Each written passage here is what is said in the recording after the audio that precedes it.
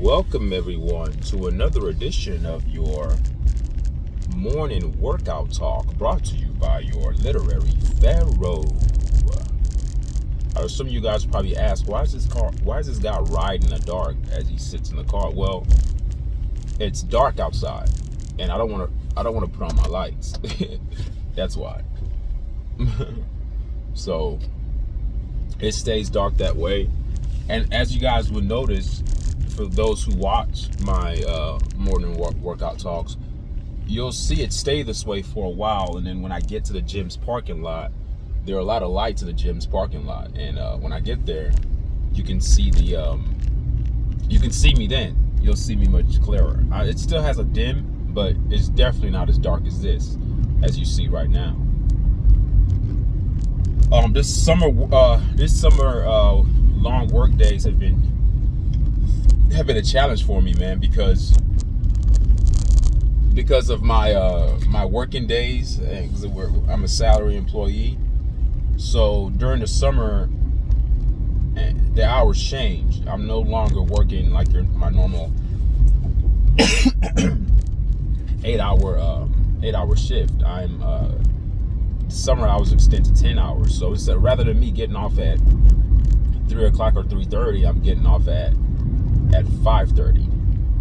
So I decided to bring a couple of books with me to keep me entertained. Because at work we're literally not doing anything. I mean, we're closing up some of the things that we need to close up for the end of the year, turning in our keys, and doing some, just some protocol things that we normally do, but nothing that takes 10 hours to do.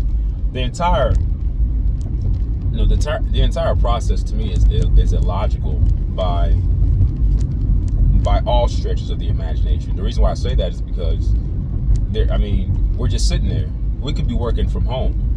There's something called technology and computers. We can, whatever we need to do, we can do that at home. We can Zoom if need be, but I guess the powers that be want us there. But then again, I have a coordinator who's a big stickler on time. He's big on time, man. He talks about, you don't want to steal time and all that. I'm like, no, they're stealing my time. I've talked about this extensively, about how our whole thinking process of the workforce is totally inverted. We have this idea that if we don't clock in on time and if we leave early from work, that we are the ones that are somehow committing an atrocity or some treachery, as if we're the ones that are stealing time. No, they're stealing our time. Time is the only commodity that we have. Time is something that you can't get back. Every second that ticks and every hour that goes by, you can't get that back. I can't go back to being younger at my age now. So time is all what we have. So when you go to work and you spend so much of your time there, you're spending your time at work. So it's work that's stealing our time. So if someone is clever enough to find a way to escape work or leave work a little bit early, they're not stealing time. They're taking back their time. So to me, a lot of the things that we talk about and the things that we set our minds to, it's all predicated on perspective and how we view them. Perspective is everything. Perspective is the groundwork and the foundation of reality, in a sense. You can't perceive you stealing time. That's crazy. That means that my coordinator, he's a man that lives to work. He lives to work. I work to make a living, meaning that I have to be very smart, because work cannot be my priority. Now I have to do it. We all have to work. We can't escape it. If I could, I would. And every opportunity that I get to escape, I will escape. It doesn't make me a bad person or make me a lazy person. It makes me a smart person, because it means that my priorities are set straight.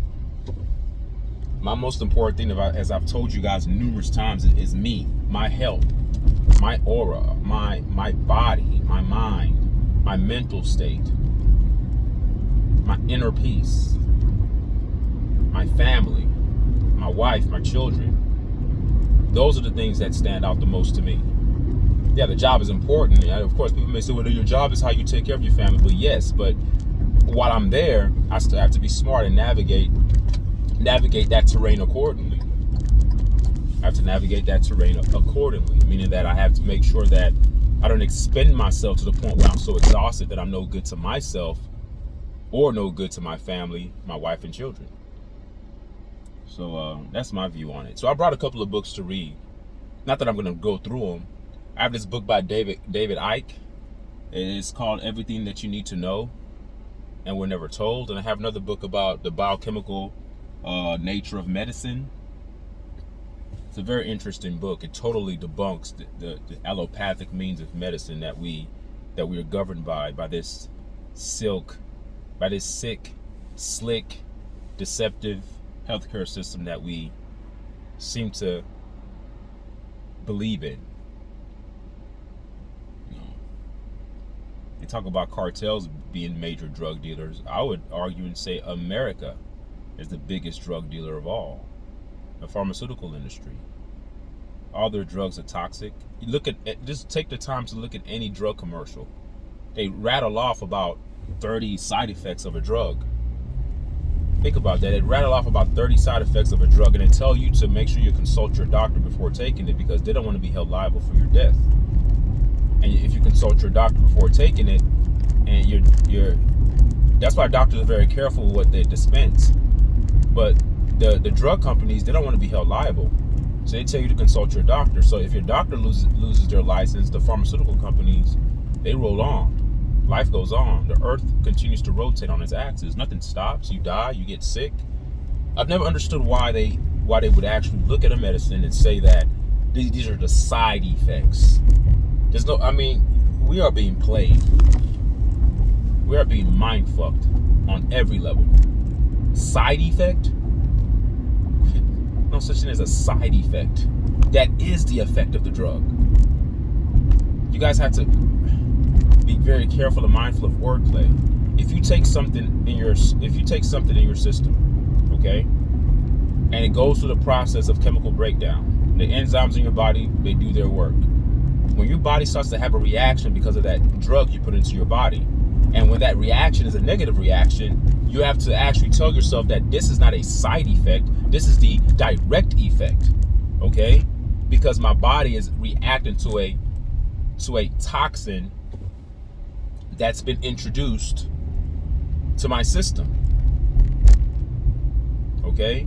Respiratorily, cardiovascular, all right, digestive system, whatever system you have that's being impacted by this drug, all right? That's the effect. Side effect. So essentially what people are doing, they're taking drugs, playing Russian roulette. Because some people may not have the same side effects, but they rattle off a list of side effects because you may be lucky that day to capture one of those effects. And that's the way it works. It's like, hey, you won the lottery today, buddy. This is your side effect. This is your side effect. You get a car. You get a side effect. You get a side effect. Man, I stopped taking medicines years ago. When I don't feel good, I just rest, drink fluids. My body repairs itself. The only way I rely on the pharmaceutical industry or the medical industry is if I'm in desperate need, and that's like it has to be life or death. That's the only way. I know what to put in my body to get certain results, and I understand that the body goes through cycles. Just like a woman goes through her menstrual cycle, so does the body. The body has its cycles where it has to cleanse itself. Not every time a person has a runny nose and is sneezing, that doesn't mean you have to run to the doctor or run to the over-the-counter drug aisle. Go to the store and purchase some medicine to stop the body's cleansing process. The body's cleansing itself. When you go take a shit, you don't tell yourself that you're sick. You're not sick. Your body is excreting toxins. When you take a piss, your body's excreting toxins. Toxins could come out in liquid form or solid form. You have excretory organs. You have your ears, which is an excretory organ. You have your nostrils. You have your throat. You have your pores, the epidermis, which is your largest organ. All right. You have all these things. You have all these ways to expel toxins. Even when you sweat, you're expelling toxins. Every time you breathe, you're expelling toxins. Every time you exhale, you're expelling toxins. The olfactory nerves in your nose are built with a filtration system that filters out the dirt. It inhales what it needs, nitrogen and oxygen, and exhales what it doesn't need. So the body's a natural cleansing machine. It's built that way. We don't need to introduce drugs to mask symptoms. And that's what we essentially do when we get drugs. We're simply saying, I want this pain to go away, so I'm going to take this. You know, pain lets you know that there's something wrong. The allopathic means of medicine supplies you a drug, right? They supply you a drug which masks your symptom, which gives you the illusion, all right? It gives you the illusion that the pain is gone, which the pain may be gone, right? But then you have this false perception that you're healthier, but the causation of that pain has never been actually dealt with. So the medicine masks the pain, but it doesn't get to the root problem. And that's a problem. You understand that? So pain is actually a good alarm system for the body to let you know that there's something wrong. The pain is not the cause of the pain. The pain is a symptom of an underlying issue that you need to target. So that's our modern medicine, folks. It masks the symptoms to keep you sick, never dealing with the root cause. And most of the root cause of our sicknesses is rooted in being nutritionally deficient, malnutrition, or the continuation of eating bad foods all the time, toxic foods, looking at ingredients that you can't even pronounce. Do yourself a service. Stop relying on these so-called experts. Whenever you get your next processed food, wherever you get, whether it's in a can, whether it's in a box, whether there's those TV dinners that people pop in the microwaves, just do yourself a service. Look at the back, look at the ingredients. And what I want you guys to do, if you come across a term that you're not familiar with, type it into Google. Type it into the Google search engine, and then ask yourself, and read it. Read the content, and put into Google, is this good for the human body? And it'll tell you. It'll tell you if it's good for the human body or not. Or what the internet likes to do, because the algorithm of the internet is based upon, destroying the human race, I believe, because they never really tell you the truth. They always kind of like dilute the truth. They give you tidbits of truth, but they don't give it to you like in a full way where you can actually absorb it. They'll tell you things like, moderation, in small doses. Look, I know arsenic is dangerous, right? I know arsenic can kill. So if I take a sip of arsenic and I don't die, does that still make it okay? I don't want anything that's lethal to me in small doses. I don't want any dose of that nonsense. I want doses of that. But hey, what do I know, man? I'm just some irrelevant man on YouTube. What do I know? So see, I just pulled up, but you can still see it's still sort of dim around here. And the car is still dim, but you can actually see me now because I'm in the parking lot of the gym.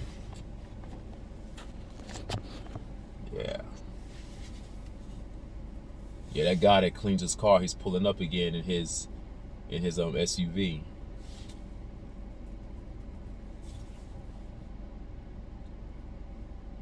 Yeah, I had to leave my SUV at home.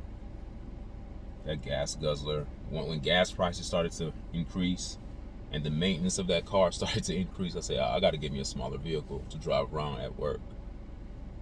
Occasionally, I'll drive my SUV, but that's not my everyday vehicle.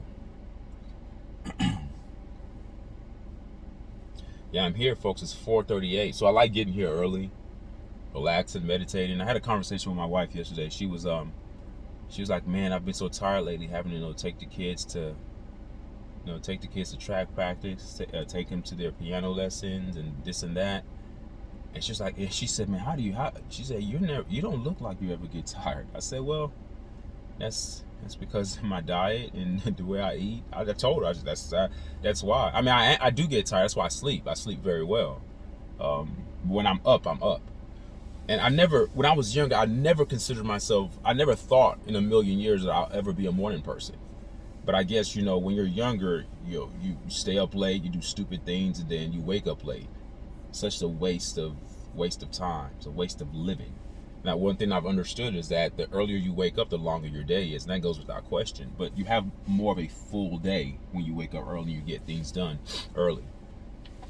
You know, they say that the early bird gets the first worm, and it's true. The earlier you get up, the better.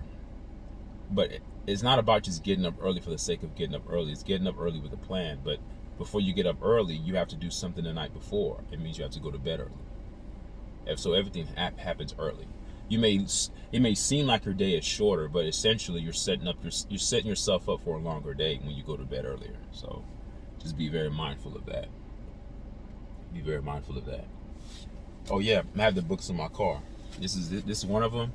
It's called the Biochemic System of Medicine, and this book by David Icke. Now, a lot of people have strong opinions about this David Icke guy. They think he's crazy. He's a wacko. He talks about aliens and reptilians, but I was doing some research the other day. Actually, the reality is that there's something called FOIA, Freedom of Information Act. That's what it's called, FOIA, FOIA, Freedom of Information Act, and this Freedom of Information Act means that there aren't any documents that the government can keep concealed from us. So if you look on the internet, there's certain documents that talks about recordings and the realization that we have other life forms here on this planet, interdimensional beings that live under tunnel. It talks about how our moon is not actually a real moon. It's a manufactured moon. It's not actually a real moon. It's engineered. It's biologically engineered. And it talks about reptilians, these shape-shifting beings with sophisticated technology that are perhaps, what do they say? I can't remember the number, but it's like millions of light years way more advanced than us. And these beings essentially they just use technology and use governmental systems, and they utilize the military industrial complex as a means to control us. And you say what? And a lot of people, they don't understand they're being controlled, and those are the ones that are just far gone. Anyone who, is intentional with their thinking and delves into the realm of critical thinking, you'll start to see that, hey man, there's something not right about this planet. The political systems that people believe in, they're completely divisive. And that's what they said. They said that these reptilians, they use divide and conquer tactics. They'd rather work from the shadows. They would rather work from the shadows. This is how they infiltrate civilizations, and this is how they infiltrate planets. They come on the planet. It says something about they send what did it say? They'll send one of their hybrid creations to a planet, and they'll come there with a veneer of benevolence, meaning that they come there with the notion, or they come there expressing to people, providing them a false narrative of, we need help, our planet is dying, we need your help. And once those hybrids that these reptilians have created, they could be the Greys, they could be any life form, they just come, and then what happens is that planet, they start to trust those extraterrestrials, not knowing that those extraterrestrials are linked to the reptilians. And what the reptilians do, once they've gained the trust of that planet through those hybrids that they've created, then they come in, and they start to, because the reason why they're infiltrating with those hybrids is because they're using the hybrids as a means to understand that world system. So once they understand your system, they come in through on the back or behind those hybrids that they created, and what they'll start to do is use your system against you. So it's like almost similar to an autoimmune disease, right? They infiltrate your system, and they learn your weaknesses, neurological weaknesses, physical limitations. They start to understand your technology, because they're so much technologically advanced than any other planet, than any other beings. They just use what you have, enhance what you have, but then make you a slave to what you have by enhancing what you have, so they can monitor you. I don't know if you guys can follow what I just said. In other words, they learn your system and they improve your system, but they're improving your system with the motive of control. But you don't see these people. They've used money, they use wars, they use death, they use child trafficking. These are the things that they use to enhance themselves. The child trafficking is great for them because they can use the children for slavery. They can use the children to extract something called adrenochrome. Adrenochrome is a hormone that's secreted into the blood in moments of high intense situations. So in a moment of fear, extreme fear, when a child is being tortured to death, they love to slit the throat of a child and excrete and extract the blood and drink that blood. That blood helps them to keep their form for a longer period of time. These beings are very evil. Not all of them are, but this particular sect of reptilians, they're called the Shakar, and they use wars. That's why we have wars. War is not something that's normal, but we've convinced ourselves that war is the only way to control civilizations, and that's not true. The way the human beings were created, we were created with a sense of civility. That's why we're called humans. We're humane.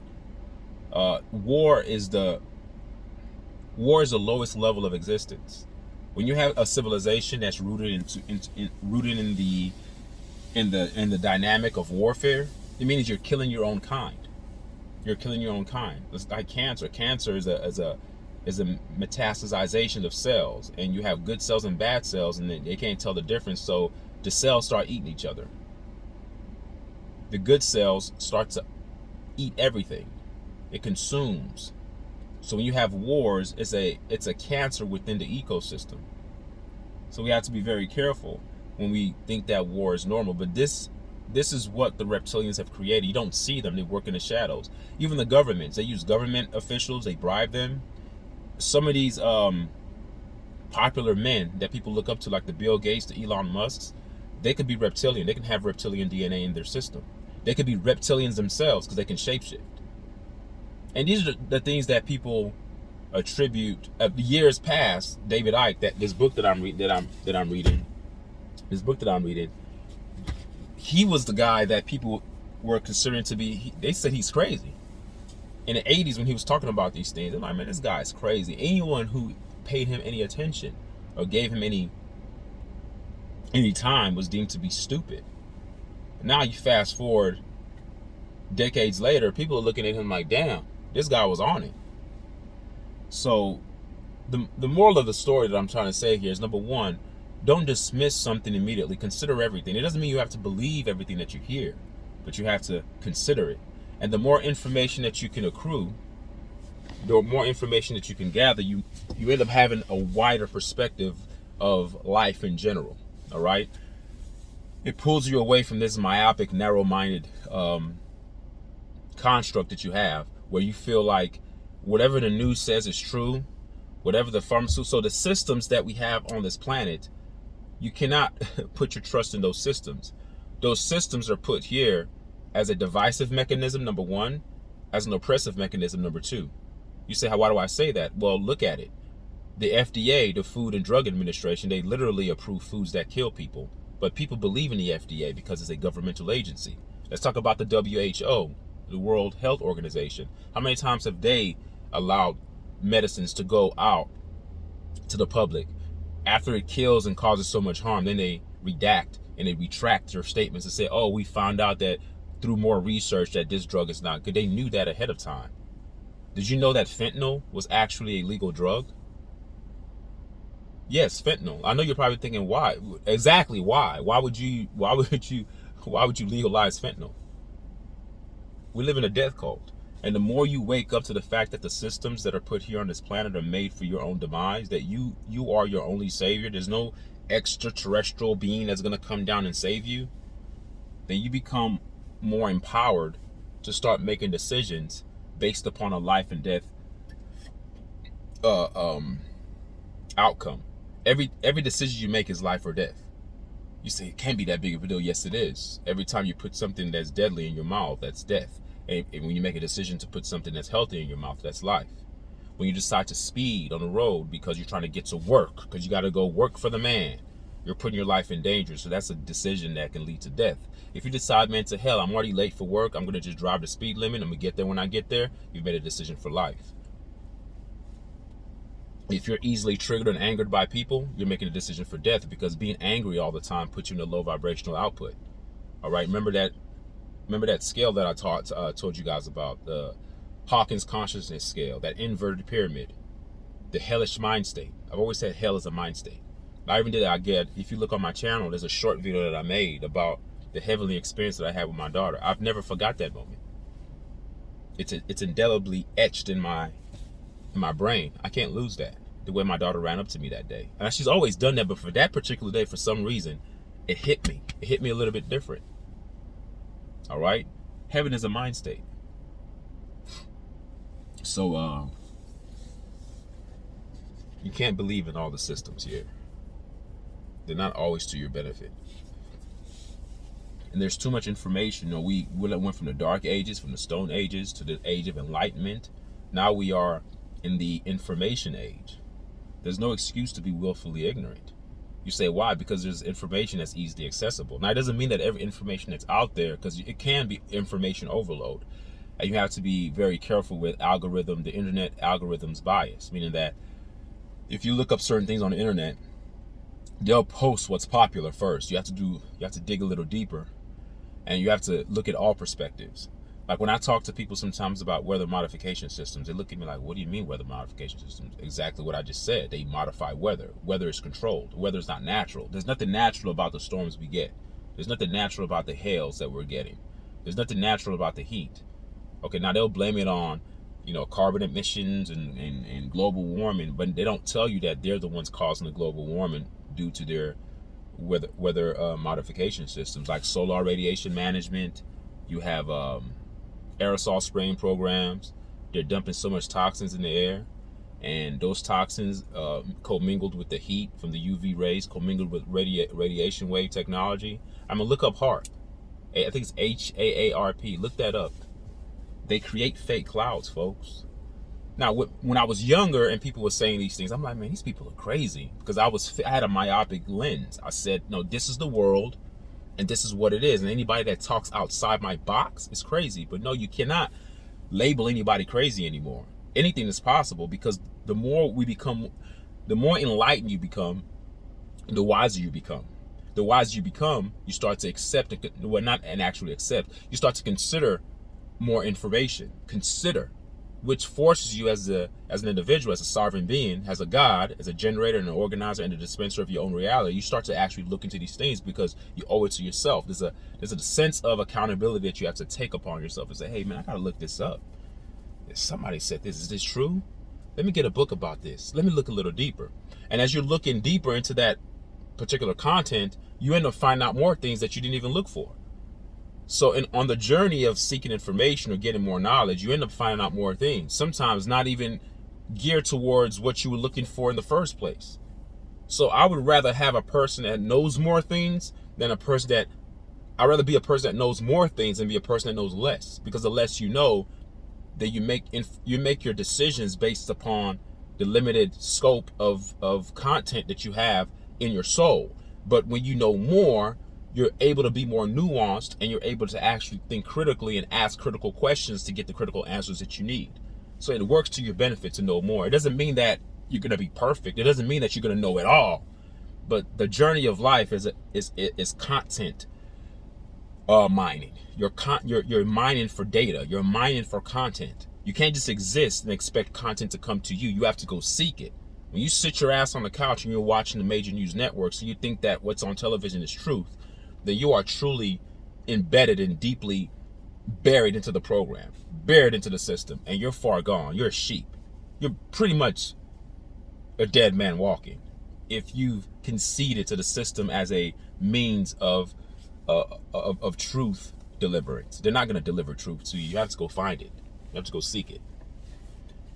And it's not going to come through the mainstream annals of what society has built. Television is a means used by the CIA, and many CIA agents, many Central Intelligence Agency agents are reptilians as well. They work in the government. They work in governments. They put up a system that's it's like a web, because they're so intellectually more advanced than us. We can't escape what they've created. It's hard to escape it. That's what makes them so intelligent, and they work behind the shadows because that's how they dominate. Because if we can see them for who they are, then we will know that they're the enemy. But it's hard to attack an enemy that's not seen. So what do? As a result, we end up attacking each other with wars. We're divided, so we become easily conquered. And that's if you look at the FOIA documents, brought to you by the Freedom of Information Act, there are many documents that are they're no longer classified. They're now declassified, and you can read them. They're PDF format. They're long and boring, but they're there for you. But anyway, that's my spiel. It's 4:54. A bunch of cars are here. I can say today I was like the second car here. There was a car here before me. I was the second one here. But I'm gonna get ready and get some work in today, and get my day started right. All right, thank you guys for indulging me with another session, and I will see you guys on Friday, Monday, Wednesday, Fridays. All right, take care. All right, bye.